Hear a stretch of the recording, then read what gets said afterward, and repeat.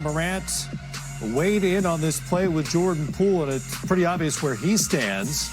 Remember, Steve Kerr was talking about the code after the Dillon Brooks play on Gary Payton II. Now, John Morant says, apparently, Jordan Poole, quote, broke the code.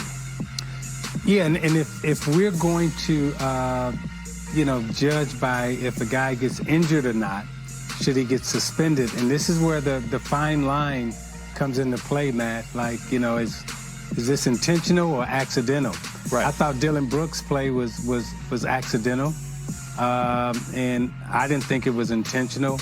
And I think this is, accidental. I don't think it's intentional. However, harm is harm, yeah, whether it's intentional or unintentional. Well, it's interesting, and punishment is not always meted out based on injury, right? It's like flagrant fouls. You can be a flagrant foul that doesn't injure.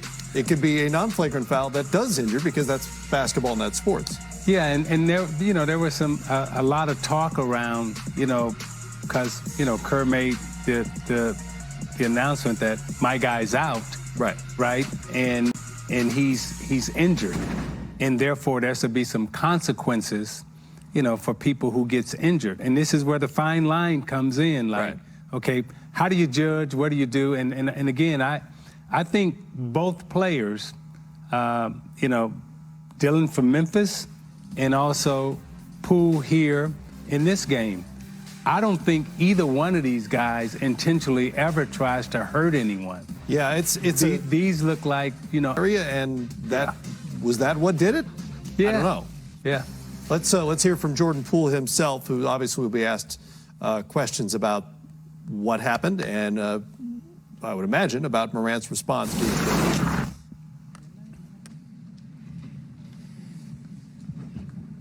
Jordan, can you just kind of take us through what you saw in that play with Ja, where your hand looks like to get caught on his knee? I didn't even really see it yet, for real. So, I don't know what to say about it. If y'all can show me, I'll give y'all an answer, but I can't see it. Yeah, y'all can pull it up.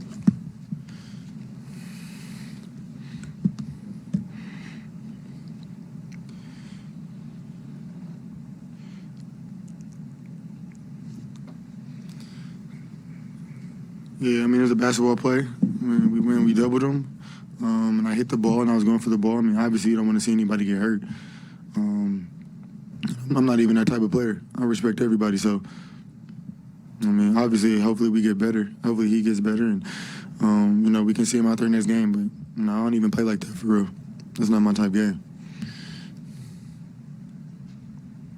I guess Ja did tweet, broke the code, with a video of that in response to that. We got another game on Monday.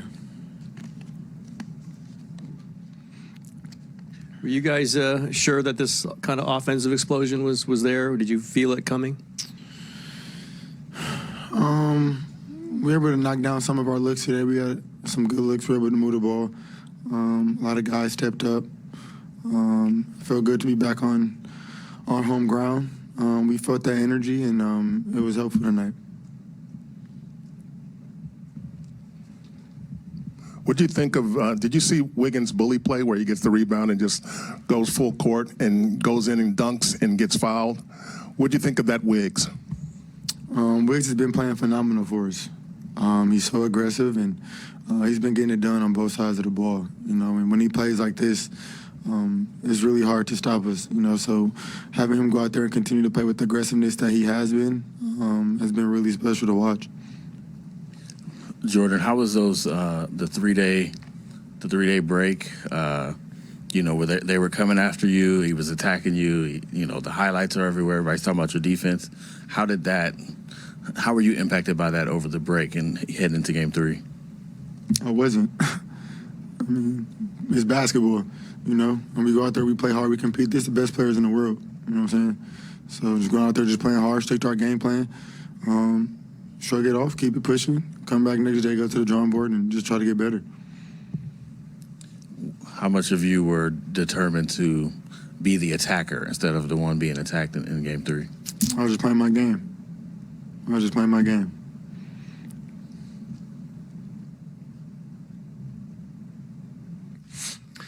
Yeah, I mean, when we're getting good shots, the chances of Clay, getting hot are much greater. And when he gets hot, our team takes on a different look. We just become much tougher to guard. And so I think it's all connected. If we can seek great shots, then Clay's much more likely to get hot. Steve, I know you don't have the complete personnel that you want to have with as far as health and everything, but with the personnel that you do have, is this as close to a peak performance as you could predict or expect from the guys that you have? It was a performance that I knew was in them, after watching the tape for the first couple games. Memphis is a really fast, athletic team. But on tape, we saw that if we were a little more patient and a little more poised, that we could get some good shots. And I think, our players have adapted now to that speed and the type of defense we're facing, and they did a great job tonight of generating better looks. But it's 2-1, long way to go. We know that Memphis is a tough team, and they just got through a difficult series against Minnesota, and we know what they're capable of. So we're going to have to continue to play well. Steve, Draymond said yesterday he was going to, be his emotional self and whatever the highs and lows of the game. But he did keep his cool through some moments there. How you spoke about that earlier in the week, just everybody not letting this get under their skin, so to speak. What did you think of how he did it on both ends? Yeah, Draymond is, he's always kind of our heartbeat. I've called him that many times over the years, and he sets a tone. I thought, he did a great job leading the team. He talked to the team before the game at the walkthrough about, coming out ready to play. And, Draymond is Draymond. He impacts winning at an incredible level, and so he was great tonight, and this is what he does.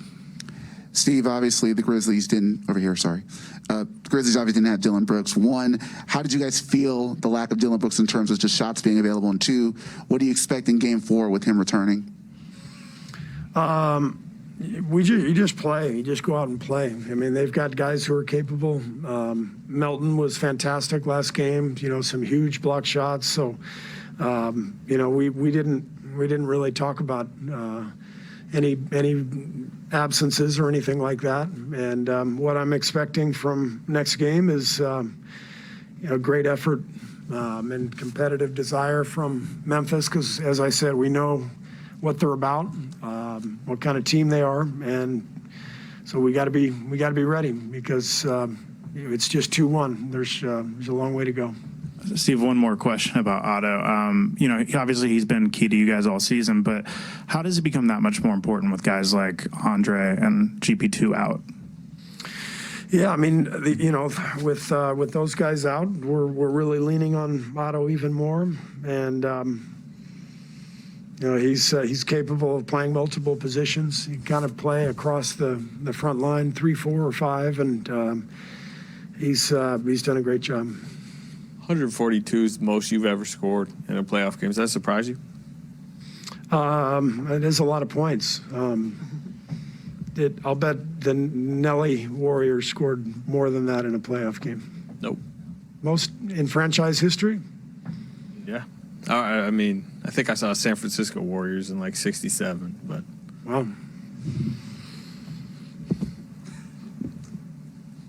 Take that, Nelly. Wherever you are. You good? All right, thanks.